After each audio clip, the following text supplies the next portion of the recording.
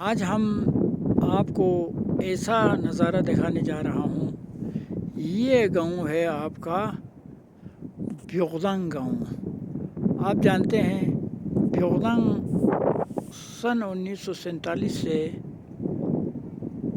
پہلے پاکستان میں تھا، پھر 1965 میں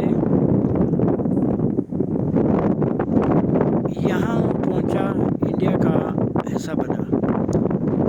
تو یہاں سے میں آپ کو دکھاتے جا رہا ہوں، یہ پہاڑ یہ سارے پہلے سے ہی انڈیا کا ساتھ تھا۔ اور یہ آپ کا یہ پہاڑ جس کو چکر کہتے ہیں، یہ پہاڑ ہے۔ اب میں آپ کو دکھاتے چلیں، یہ جو پہاڑ ہے، یہ آگے والا جہاں آپ برف نظر آ رہے ہیں، یہ پہاڑ پہ پہلے پاکستان رہتا تھا، جس کو آپ کو گانچن کہا جا سکتا ہے کہتے ہیں۔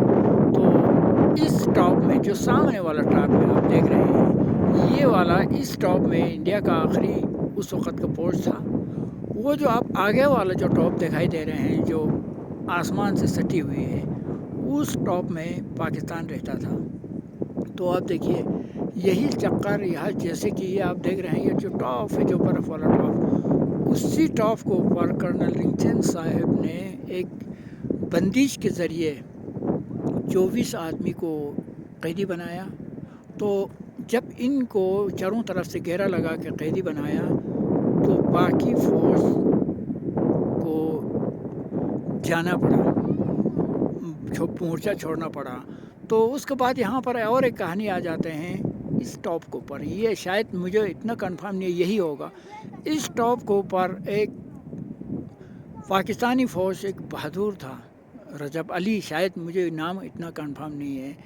تو باقی سب نے مورچہ چھوڑ کے چلا گیا، تو اس بہادر لڑکے نے پوسٹ نہیں چھوڑا، واپس کہا کہ میں واپس نہیں جاؤں گا، میں زندہ واپس نہیں جاؤں گا۔ تو انہوں نے ایک آدمی نے 5-6 مورچوں سے فائرنگ کرتے رہا۔ ہندوستانی فوج کو کم سے کم 3.5-4 گھنٹہ مشقت کرنا پڑا، محنت کرنا پڑا۔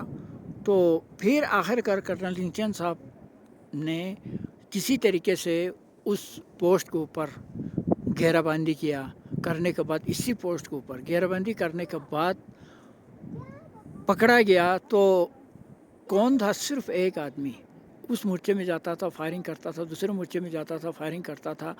تو ہندوستان کو کم سے کم 4.5-5 گھنٹہ روکا کے رکھا، پھر اس آدمی کو پکڑا گیا۔ تو مجھے سننے میں آتے ہیں کہ جب اس آدمی کو پکڑا گیا، تو ہندوستان نے اس آدمی کو ایوارڈ دے دیا، بعزت اس کو کہا کہ یہاں پر لوگوں کو کہا دیکھو بہادر ہو تو ایسا بہادر ہونا چاہیے کہ اس آدمی نے 4.5-5 گھنٹہ ہندوستان کی 400-500 فوجوں کو رکا کے رکھا، لیکن تھا وہی ایک آدمی۔ اس کو ہمارا دیش نے بہت عزت دیے کہتے ہیں، سننے میں آتے ہیں، میں فخر کے ساتھ کہتے ہیں، یہ 2 آدمی قابل تعریف کی ہے۔ یہ کرنل رنگچند صاحب نے جو 25 آدمی کو گھیرا لگایا اس ٹاپ میں، تو ان کو قیدی بنایا۔ اور یہاں پر رجب علی نے 300-400 انڈین آرمی کو رکا کے رکھا 4-5 گھنٹہ۔ آخر کون تھا وہ رکانے والا؟ صرف ایک ہی آدمی تھا۔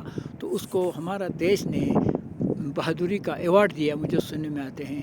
تو ایسے انوکھا تاریخ ہے۔ تو یہ دیکھیے، یہ پہاڑ یہ آپ دیکھ رہے ہیں، یہ اسی جو سامنے والے پہاڑ وہ آخری سرحد تھا اس وقت کے انڈیا کا، وہ آخری سرحد تھا پاکستان کا۔ باقی شاید میرے خیال میں ان ٹوپ میں بھی رہتا ہوگا، یہ تو مجھے کنفرم نہیں ہے۔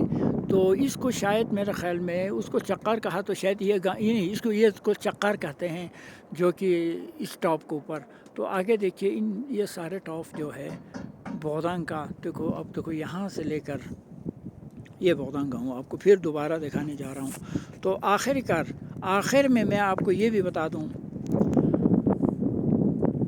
کہ آخر اس کیمرے کے پیچھے کون بیٹھے ہیں، کون یہ سارے کہانیاں بیان کر رہے ہیں، یہ اس وقت کے بیوغدنگ کے۔ تو چلو ہم آپ کو ایک کہانی آپ کو سنایا، شاید آپ خوش ہوں گے اس کہانی کو سنا کے۔ میں اس کہانی کو سنانے کا اصلی مقصد یہ بھی ہے کہ ٹورسٹ جو آتے ہیں کہتے ہیں کہ 1971 سے پہلے والا باؤنڈری کون سا تھا، اس وقت کی باؤنڈری کہاں تھا، کیسا تھا، تو مجھے زیادہ پوچھتے ہیں. تو میں آج اس باؤنڈری پہ لا کے آپ کو ایک ویڈیو بنا رہا ہوں. یہی باؤنڈری تھا، اس میں 2 کمال آدمیوں کا ذکر تھا. تو اس کے بعد آگے آپ لوگ کوئی بھی آدمی دیکھنا چاہیں تو چلون کا گاؤں میں ضرور نظر لگائیے، کیونکہ چلون کا گاؤں میں اس وقت چلون کا کے گاؤں خالی ہو کے پاکستان چلا گیا ہے. تو آپ لوگوں کو پرانا گھر، وہ پرانا سسٹم، وہ پرانا کلچر صاف اگر دیکھنے کو ملا تو صرف چلون کا میں مل سکتا ہے.